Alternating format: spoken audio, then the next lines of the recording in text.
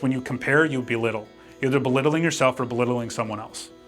And so don't compare yourself to my walk with you or someone else. We all have different giftings. I mean, your anointing on evangelism is amazing. I love seeing it, your genuine heart. I don't have that gift. I don't. I just don't. You want to connect them and you want to pray the sinner's prayer. I just like, how do I add value? It's just different. We're both want to point people to Jesus, but we go about it different ways. Hey, welcome back to another edition of Awaken the Wonder. I'm excited to join you today here in the Orlando studio, and I have my dear friend Sam Eckerson back in the studio. Welcome back, man. Thank you. Appreciate it. What an amazing week this has been, man. Yeah, it's been awesome. You had the first day, you're talking about being healed of a head injury that literally left you for dead. Yeah. And then the second day, you went into your skill set, man, your strength. Yeah. You're the best networker I know. I appreciate it. Thank you. Appreciate it.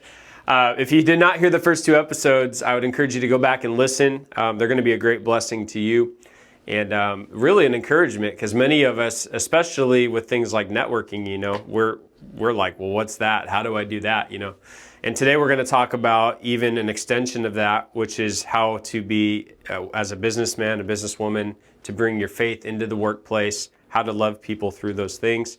And Sam literally is doing this every single day, and he's become a dear friend of mine. He is a real estate agent, though, and I would love to give him an opportunity if you are looking for a real estate agent, if you're here in Central Florida, or if you just are in any state, really. He has a network that expands the entire nation. So Sam, would love to give you a chance to talk about that. Yeah, no, I appreciate it. So I'm a realtor with Keller Williams, one of the top agents here in Orlando, top producing agents here. So I love it. The best way to get a hold of me is probably a couple ways, actually, is personal Facebook page. On there a lot. So Sam Eckerson, that's just my name, is on Facebook. And then the Eckerson team is my Facebook business page. Check it out there. And then if you personally want to email me, I love connecting, hearing stories, getting together, doing Zoom calls. That's a lot nowadays, a lot of Zoom stuff if you're across the nation. But sam@theeckersonteam.com.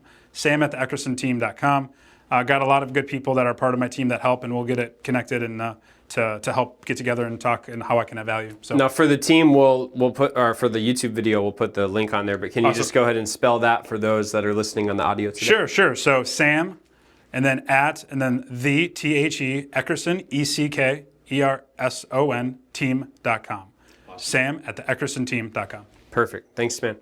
Now, today we're going to talk about being in business. You've been in business for a long time. You were in ministry. You went to Bible school and had a rich history of ministry.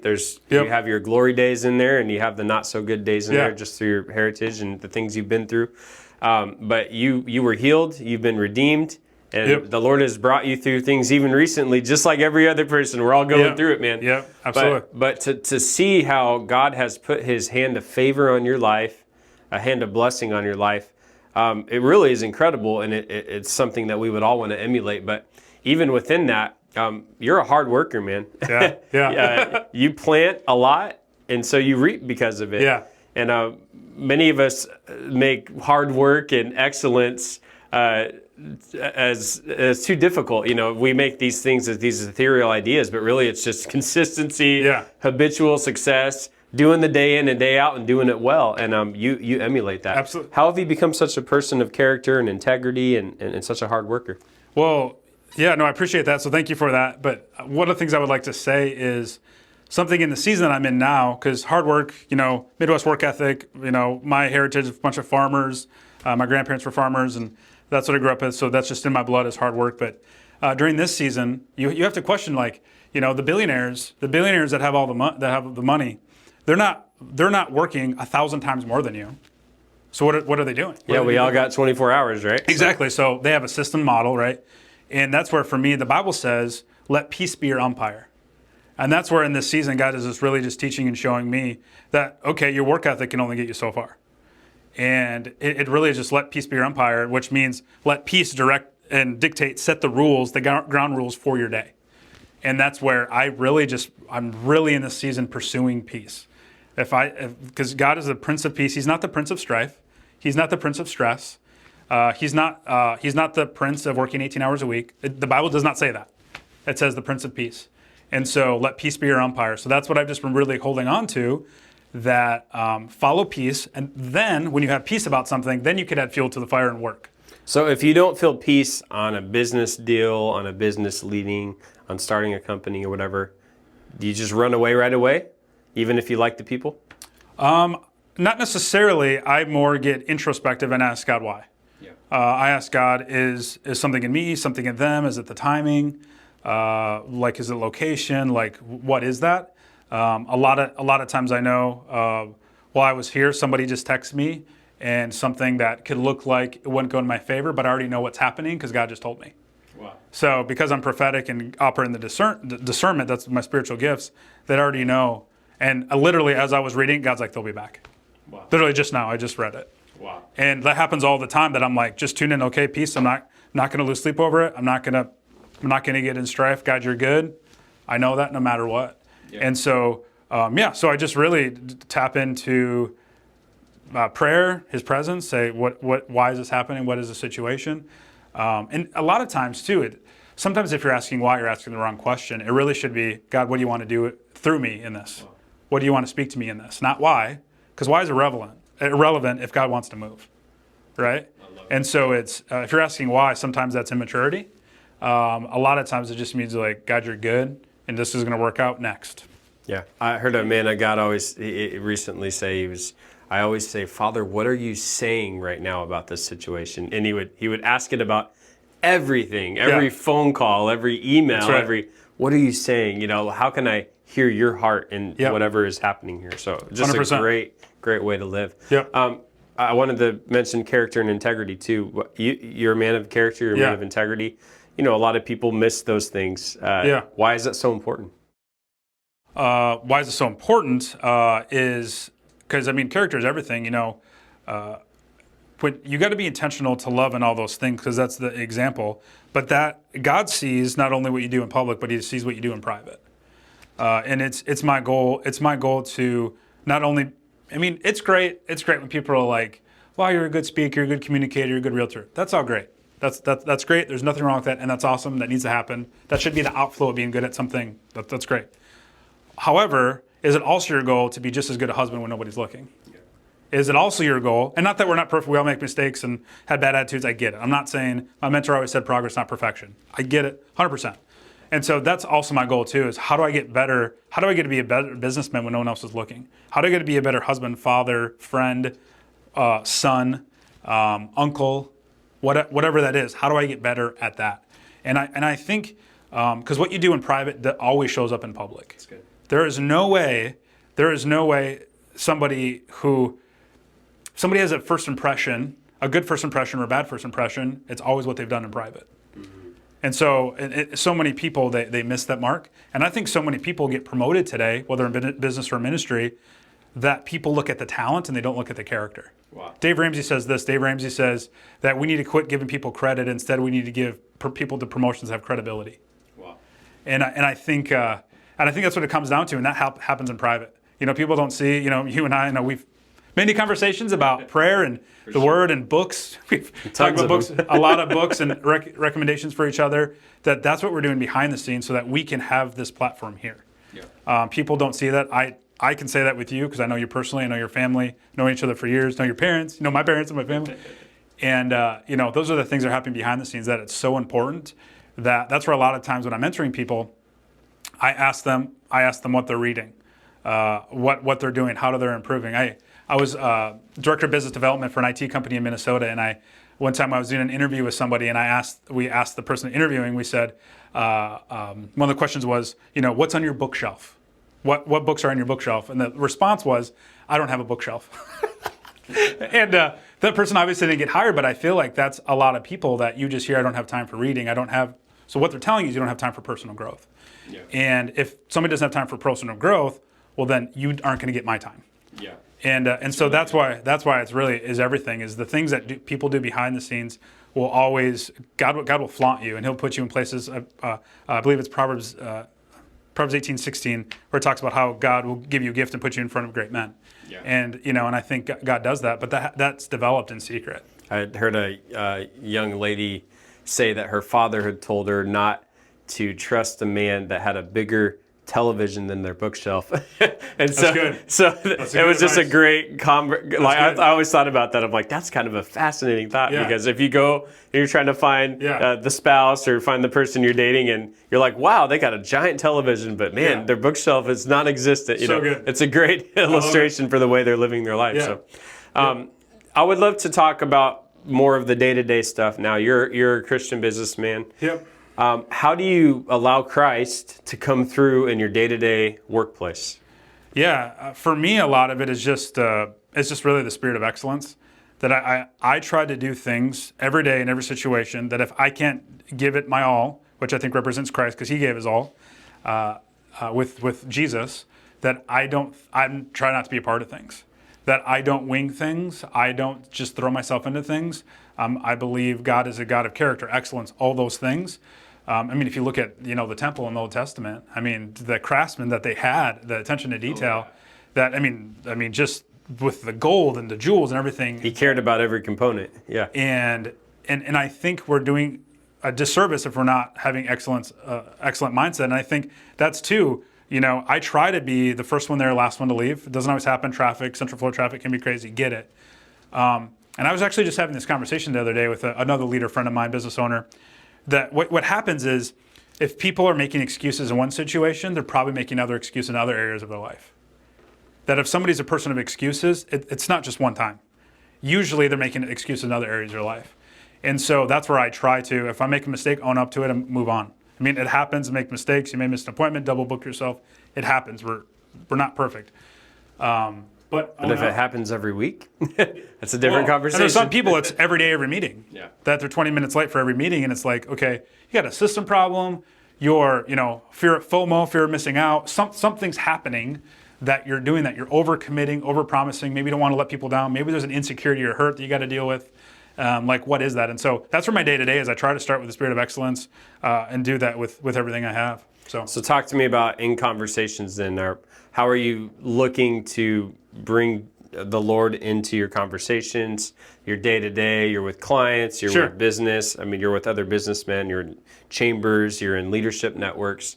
How is the Lord coming through in your conversations? Yeah, and I think it's before that. I think people are watching what you do before what you say. Yeah. And so for me is hopefully, because let's backtrack. What did Jesus do?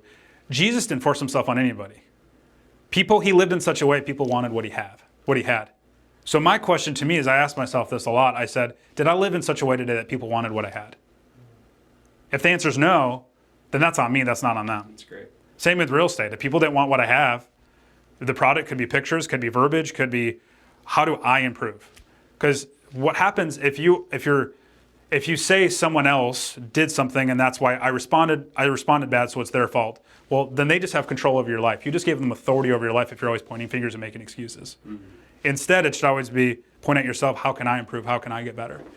And so that's where for me, I just try to make excuses, and I try to live in such a way people want what I have. So then they ask me.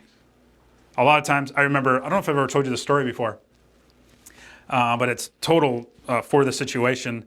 It totally makes sense that, so in St. Louis Park, do you know where St. Louis Park is? And so I worked at a grocery store there. It's not there anymore, called Olmsted Super Value. Started bagging groceries when I was 14 years old, and then kind of worked my way up to management. When I was 18, I was a manager there. And started bagging groceries, and then I became a cashier, and me and my brother worked there too.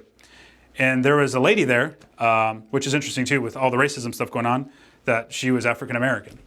And when she was there, she was a believer. We would just go smile, and we would love on her, she would love on us, and just smile, try to make each other's day. And I was intentional. I saw her come in, and I would just always try to make her day. Like 14, 15 years old, I was intentional about doing that. And one day she came in and she went to the register, and she was crying. And I think I was cashiering at that time, and I said, "Hey, what's going on? Are you okay?" And she said, "Seeing you and your brother smile is what got me through my day." She said, my husband just lost his job, and my son is suicidal. And she said, "You're the reason that got me through it." Wow. And I literally was a teenager. And so that was just my upbringing of growing up in church is people are watching you. They really, really are. And so people don't care what you preach at church. They care how you preach at work. Yeah. They care how you work. They care how you act. Me and my brother, not our name for ourselves, the management leadership, we would walk in, they would say, here's the dream team, we're good to go. They literally call us the dream team. Wow. And we were the first ones there, last ones to leave, took the least amount of breaks, the shortest breaks. We outworked everybody, had the most energy, always had a positive attitude, and people just watch us. So we both got promoted. We're both in management when we were teenagers, just kept getting promoted. And they were going to give me promotions earlier, but legally I couldn't do things because I wasn't 18, so I couldn't get promoted. Wow. and so... what a beautiful illustration, though. Yeah, and so I literally would have people say that to me. My brother at the deli got to win somebody the Lord at the deli. Wow. He was a manager on duty and got to pray with one of the staff members. They were going through some time. And so, so it's just amazing that if you look for it, you live well, people will come to you and ask for that. Now, I realize that maybe the topic might seem unrelated, but because we could talk about prayer, we could talk about the secret place, we could talk about leadership development or personal development. Yeah. But all those things really tie into this, which is if people are watching you, it's what's coming out of your life. I always love the scripture in Proverbs, out of the abundance of the heart, the mouth speaks. Yep. And so, and really you could really rephrase it to out of the abundance of your life, your life lives, Yeah. And it's that concept that you're always living and you're always promoting something by how you do things. You've been very intentional. Nobody would even know this because they go, oh, well, Sam's a real estate agent. He loves people well. He knows how to network. He's doing good in his business. But the part that the average person wouldn't see is that you're up early every morning. Yeah. Well before most of the people listening to this podcast are. And you're praying, you're seeking the Lord, you're prayer walking, you're circling things in prayer, you're reading a book that you focus on each month or each week, depending on the season of your life.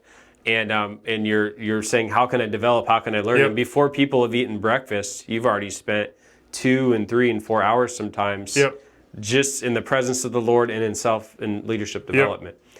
That's what comes out of your life, but they don't see that 2 to 3 to 4 hours each morning. So 100%. Talk to me about that part of it, because that element really, I think, is what you're saying today. If you want to be better in your leadership, in your life, 100%. I'll say that because you probably wouldn't say it about yourself. I appreciate it. But thank you for doing that because your life demonstrates it. How can people do that? What kind of things do you do? Well, and that really got to me. I studied this in high school, that the average CEO, leader, multimillionaire, they typically, wake up 3 to 4 hours before everybody else.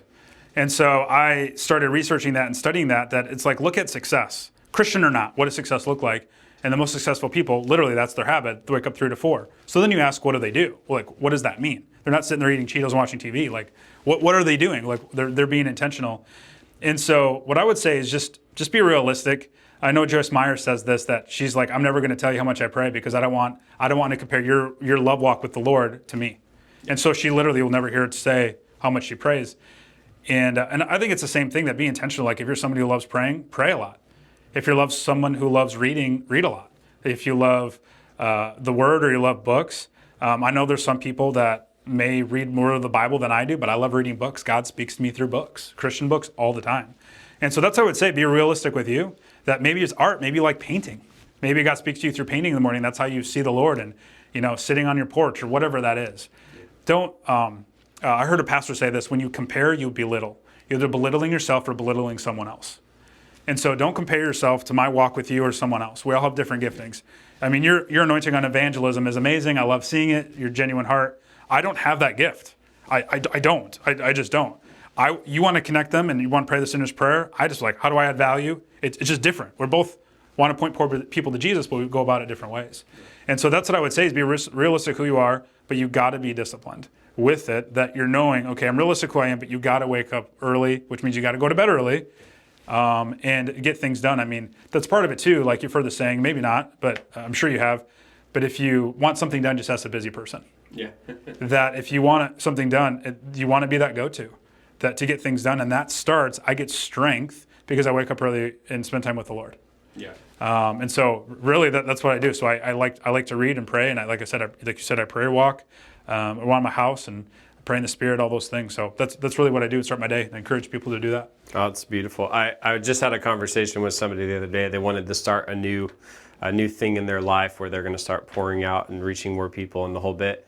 And they were like, I'm just trying to figure out. And I'm like, well, there's practical tools. I gave a couple of tips. Well, you can try this and put to-dos, move things to the calendar. Yeah. But I'm like, I said, but really the key to this thing is when you go to bed. Yeah. And they were like, oh. Yeah, 100%. I'm like, because they stay up too late every night, which is the reason they're always behind, which is the reason they don't get to the, I'm like, you got to go to bed earlier. Absolutely. And so then it was like, oh, how do I, Yep. But they were trying to do things a certain way to emulate somebody else's life. And I'm like, well, let's look at your schedule, let's look at your time. And I helped them to provide an opportunity where in their schedule and their time, it actually fits perfect. Yeah. But it's different than how I do it or how you would do it. It works for them and what they're doing. So that's a beautiful illustration. Yep. Any final thoughts you'd say to Christian businessman, Christian businesswoman out there? They're like, hey, I just want to be a light in my workplace. What do I need to be doing? Final thoughts. Yeah, I would just say it really just comes to being intentional with it. That a lot of times somebody asks this question, and it's in books that people ask you, how do you spell love, right? And most people would spell love. And so what I've read and studied, how you spell love is Time. Mm-hmm. What I would say is slow down and give people time. The people that are closest with me have given me time. Mentors, godly people, godly men and women that have poured into me and my wife and my family is that they give you time. Wow. That people, you can talk all day that you love them, but if you don't give them time, they don't care. Wow. And you're saying they don't care about you, or you don't care about them. And so that's what I would say. If you're a Christian businessman, business owner, instead of spending millions of dollars or thousands of dollars on the next marketing opportunity, instead take your staff out to eat and just sit down and do life with them. That's good. Just like with your kids, they want you there, present, more than they want that brand new toy. Yeah. They're going to remember you being present more than that toy that they're going to get away with, 3 months from now, that they're going to throw away. So that's what I'd say is, give people time and spend with them, and you'll definitely leave a legacy and encourage people through that. This is so good, Sam. Thank you so much for being here, man. Love it. How can people stay connected with you, or if they're interested here in the Florida area or even nationally for real estate and they want to connect with you? Yeah, no, it's great. I got through the different networks. I'm in BNI. I was a BNI chapter president, so I have networks all over the country and all over the world through BNI. And then also Keller Williams, as you mentioned, I have contacts all over the world through that too. So if you want to email me, have contacts you want to meet in business owners all over the world, I have contacts everywhere. So my email is sam@theeckersonteam.com. Again, that's sam@theeckersonteam.com. Or message me on Facebook. My business page is the Eckerson Team. Our personal page is Sam Eckerson. Either or, they can find me. Eckerson is spelled Eckerson. So if they find me on those, reach out to me, message me, tag me in something. I would love to see how I could add value and we can connect. Yeah, that's awesome, man. Thank you guys so much. For those that are regular listeners, thank you for being a part and for continually investing and being a part of this. If you haven't leaving a rating yet, I would encourage you to leave a rating. It helps us in the algorithms. When we reach a certain amount of ratings, they said we'll be in the top 100 of all Christian podcasters. So we would love to achieve that goal. So your ratings will help us to do that.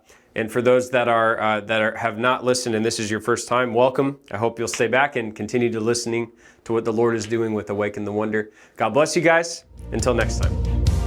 Thank you for listening to Awaken the Wonder. If you enjoyed today's show and want more ministry like this, please visit kingdomencounters.us, where you can find weekly blogs and my latest book, Hunger.